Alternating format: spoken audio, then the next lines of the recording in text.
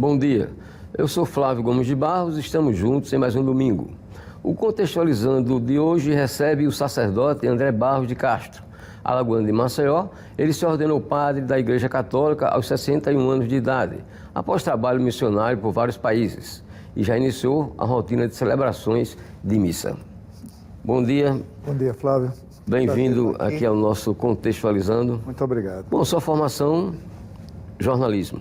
Exatamente. Chegou, inclusive, a trabalhar em vários veículos de expressão nacional como jornalista. Por que essa opção pelo sacerdócio? Olha, a vocação, digamos, para usar um termo técnico, né? A vocação é sempre um processo complexo. E não é igual para todo mundo. Ela não é igual para todo mundo. Na verdade, o primeiro chamado que eu senti, inclusive quando eu trabalhava como jornalista, eu era jornalista, trabalhava em meio de comunicação normalmente, eu senti esse chamado a uma vida dedicada, digamos, a Deus e dedicada a Deus nos irmãos, porque na verdade a dedicação a Deus, se não é uma dedicação ao outro, ao irmão, à sociedade, a melhorar o mundo, é uma abstração, é uma coisa abstrata. Então, essa vocação, esse chamado, faz muito tempo que eu senti. E eu trabalhei, como você disse, eu trabalhei muitos anos em vários lugares, trabalhei inclusive na Europa, mas também no Brasil, morei muitos anos em São Paulo, trabalhando como jornalista, depois, mas sempre consagrado, sempre dedicado à missão, digamos, inclusive fazendo do meu espaço de trabalho, embora fosse um trabalho leigo, um trabalho que não tinha nenhum aspecto diretamente considerado religioso, mas fazendo desse espaço também um espaço de doação, de evangelização, com testemunho, né? A uma certa altura, esse processo durou muito tempo. E, como você falou, como você disse, eu me ordenei aos 61 anos, ou seja, faz 15 dias.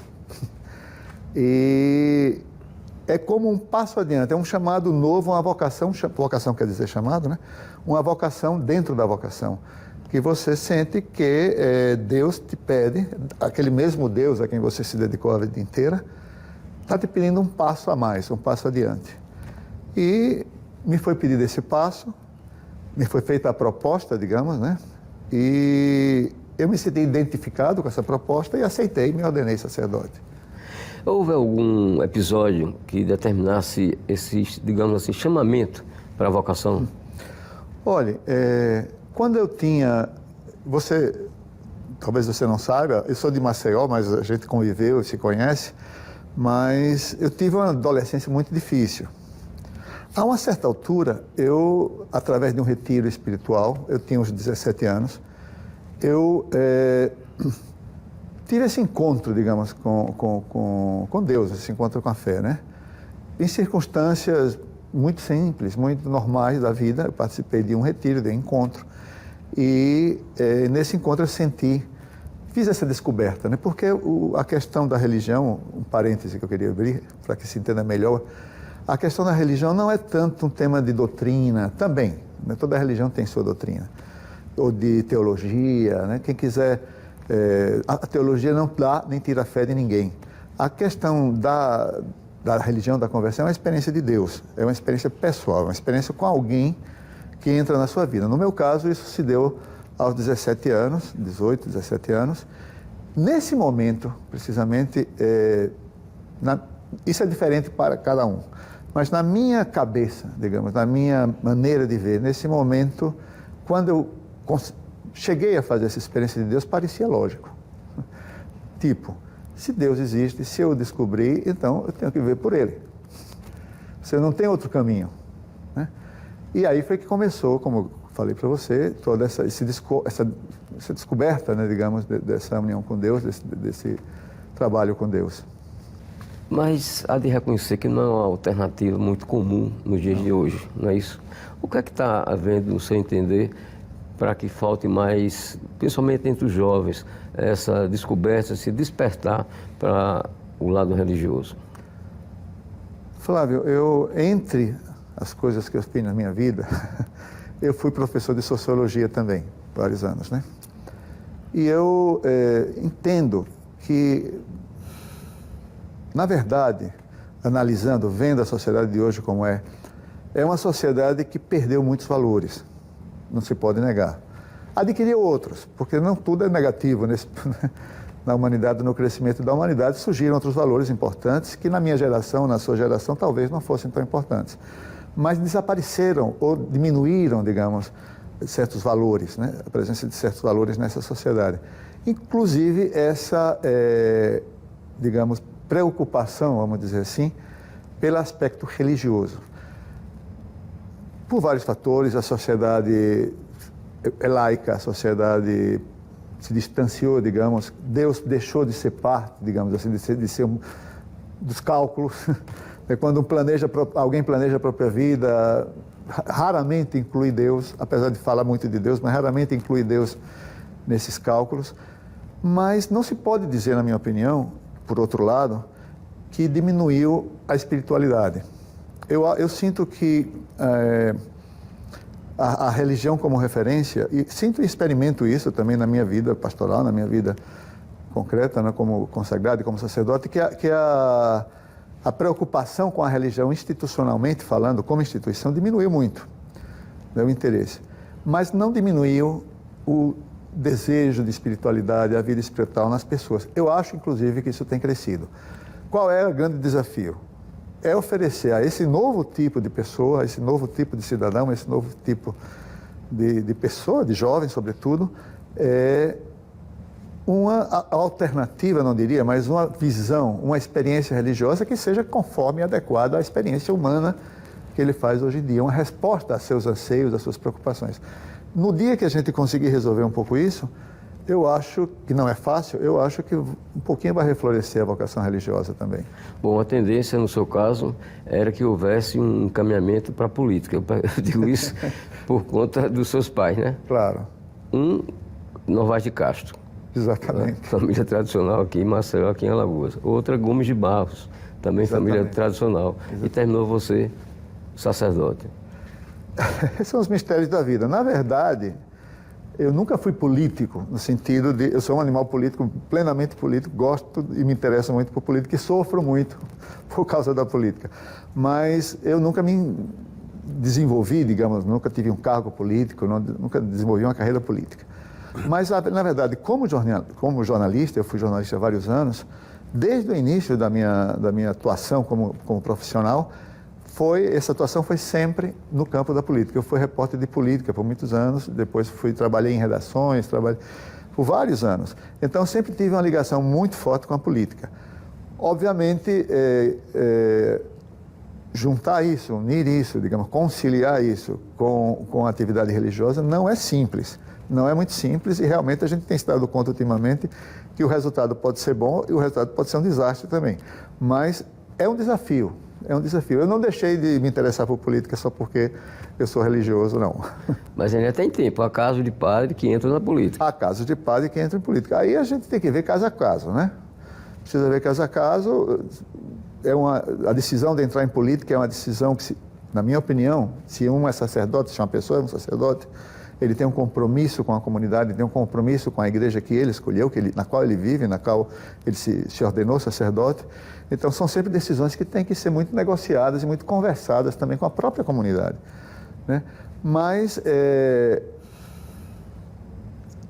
eu acho, na minha opinião pessoal, isso não é nenhuma lei, são situações muito delicadas que, a não ser que seja por uma causa realmente importantíssima, que não seja que seja a última opção, digamos, a última solução para determinado.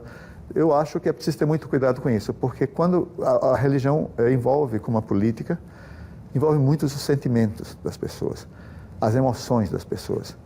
E o sacerdote tem uma grande responsabilidade como líder de uma comunidade, como referência para uma pessoa, para muita gente. Ele tem uma grande responsabilidade, tem uma grande influência sobre esses aspectos emocionais, de fé.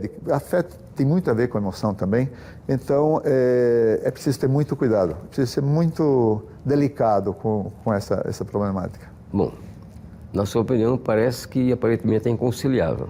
Inconciliável eu não diria, eu diria que é dificilmente conciliável. É possível conciliar, mas tem que ser fruto, resultado de um processo delicado de discernimento e de diálogo, sobretudo, com a igreja e com a própria comunidade que o padre representa.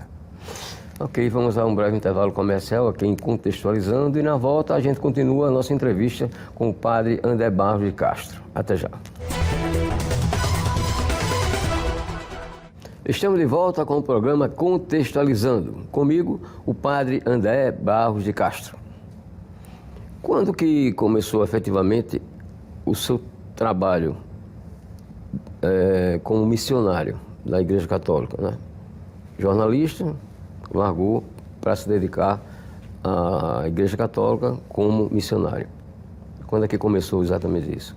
Olha, na verdade, o meu trabalho, desde, como eu falei antes, também quando eu tive esse contato mais próximo, digamos, com a experiência religiosa, desde esse momento, a perspectiva da minha vida foi sempre uma perspectiva missionária, digamos. Você evangelizar quando você não pode, e às vezes é muito melhor, inclusive, quando você não evangeliza com palavras, você pode evangelizar com suas atitudes, com seu comportamento, com a maneira como você vive, como um profissional, inclusive, né?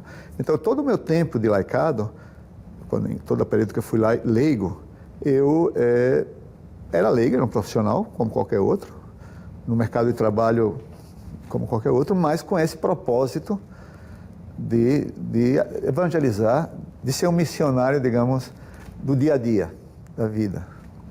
Claro, a uma certa altura, foi nascendo dentro de mim essa inquietação, esse desejo de sair, digamos, não quero dizer zona de conforto, porque nunca foi zona de conforto, na verdade, mas do meu status, da minha situação de vida estabilizada, né?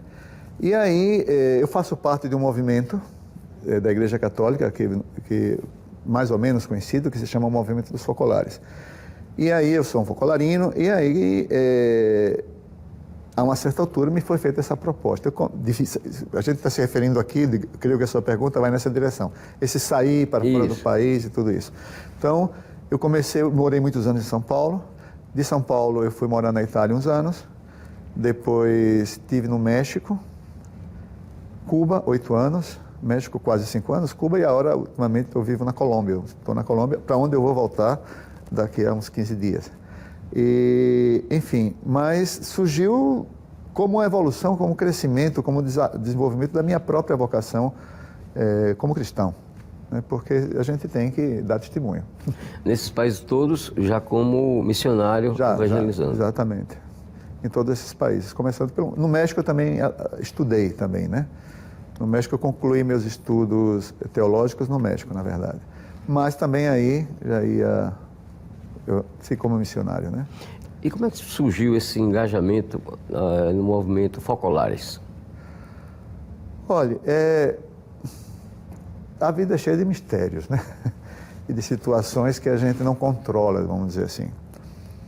E que não são também obras de Deus, são trabalhos de Deus, né? Eu, quando encontrei o movimento por um motivo completamente aleatório, porque eu fui participar de um evento do movimento, de um retiro, não estava preocupado minimamente com nada de religião, eu fui porque tinha uma amiga minha que estava participando, eu gostava dela e queria estar perto, e fui participar desse encontro, e foi aí quando se deu a reviravolta, né? Mas o que me identificou, o que me fez identificar, a mim mesmo, me identificar com o movimento dos Focolares foi a proposta, a ideia do movimento dos Focolares. O movimento dos Focolares é um movimento como outros, existem muitos movimentos hoje na igreja, cada vez mais, é um dos primeiros, na verdade, que surgiu ainda na década de 30, na década de 40, antes do Concílio Vaticano II, mas depois foram surgindo vários outros e tudo. Qual é o propósito do movimento dos Focolares? Qual é a ideia central, né, do movimento dos Focolares? Foi isso com o que eu me identifiquei. É a ideia da construção de um mundo unido, de um mundo de paz, de um mundo de fraternidade, desde a experiência evangélica, mas não exclusivamente, porque existem pessoas no movimento que também são de outras, não só de outras denominações cristãs, mas também de outras religiões que não são cristãs. Então, inclusive, há pessoas que nem creem que fazem parte do movimento. Mas esse compromisso, desde do Evangelho, desde do que o Evangelho ensina, com a paz, com a construção do diálogo, que é uma coisa muito difícil e tem ficado cada vez mais difícil ultimamente, com a construção de diálogo, com a construção desse mundo de fraternidade. Essa foi a minha, digamos, a mensagem do movimento que mais, no primeiro momento, me impactou.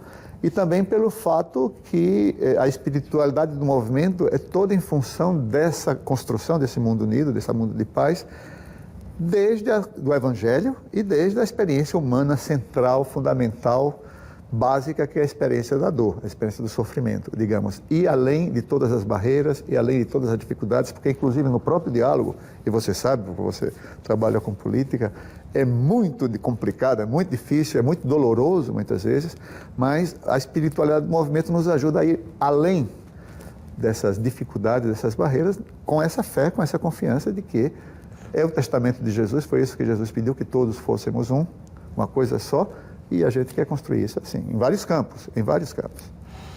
Bom, falando agora um pouco sobre o celibato.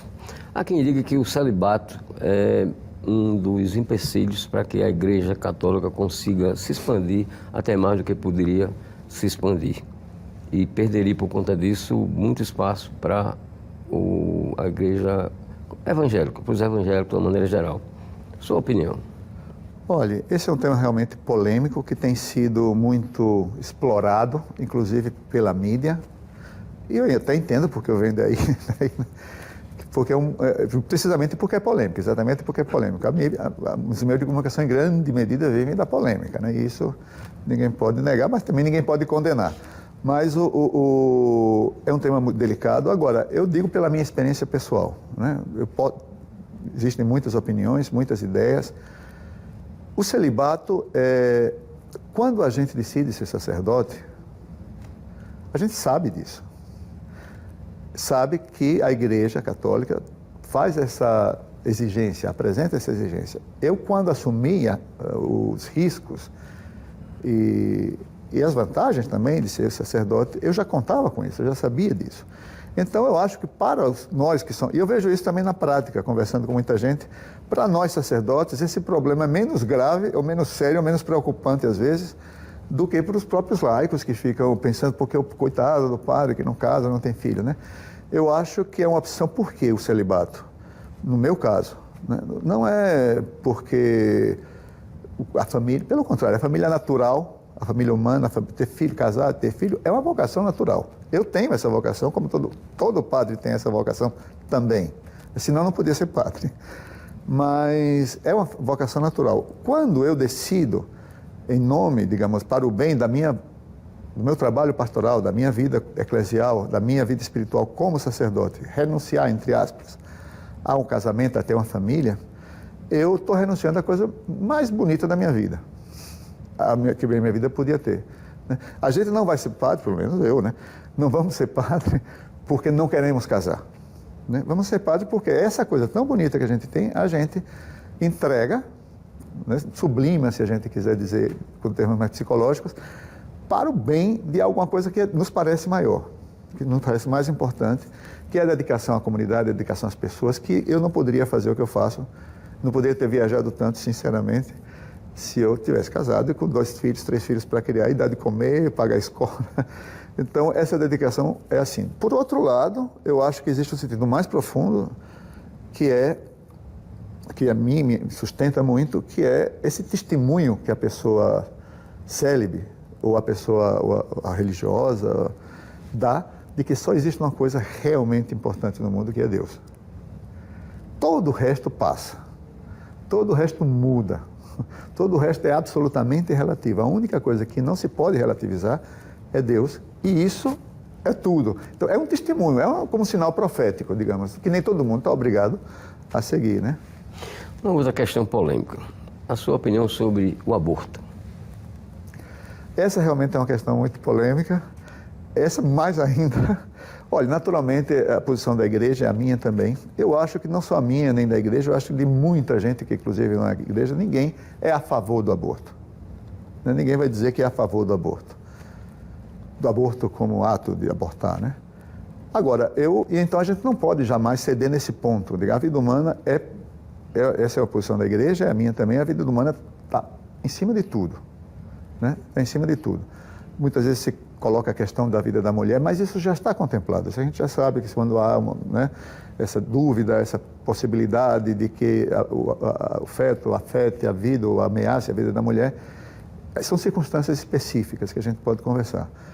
Mas eu acho também, por outro lado, então não somos contra, não somos a favor do aborto. Só que eu acho também que a questão é mais complexa.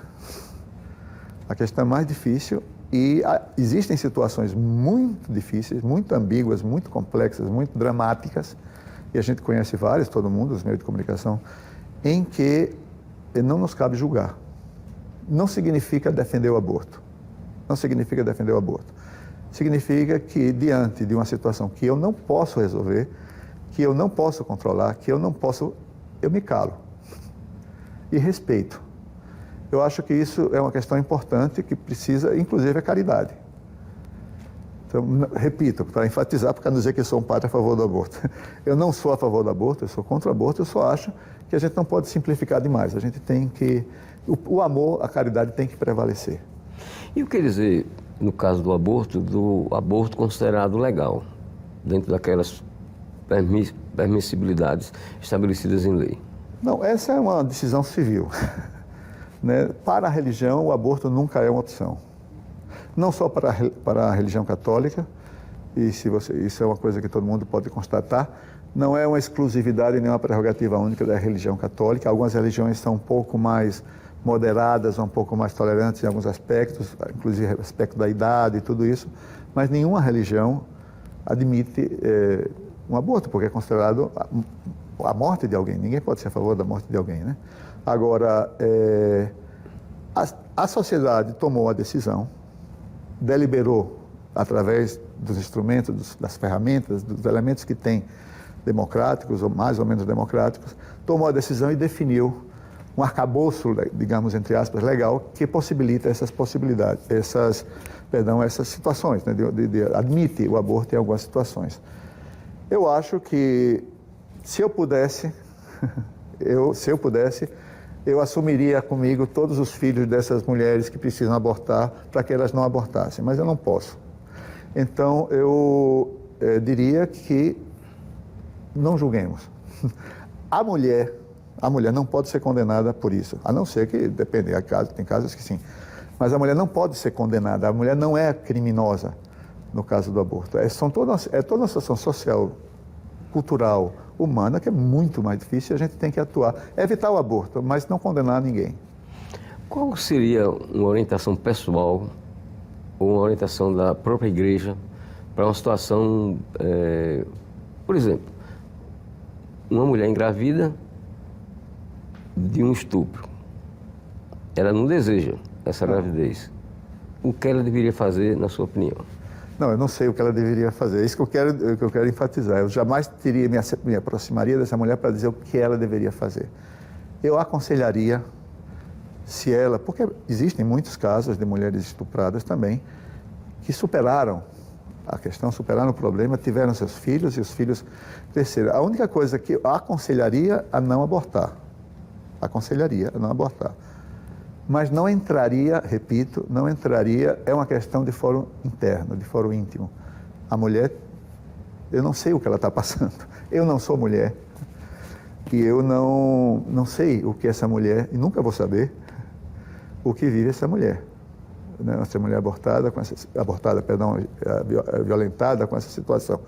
Então, eu aconselharia ela que não abortasse, tentaria ajudá-la a encontrar os meios, inclusive de acompanhamento psicológico, acompanhamento sociológico, social, mas faria todo o possível para que ela não chegasse a esse ponto.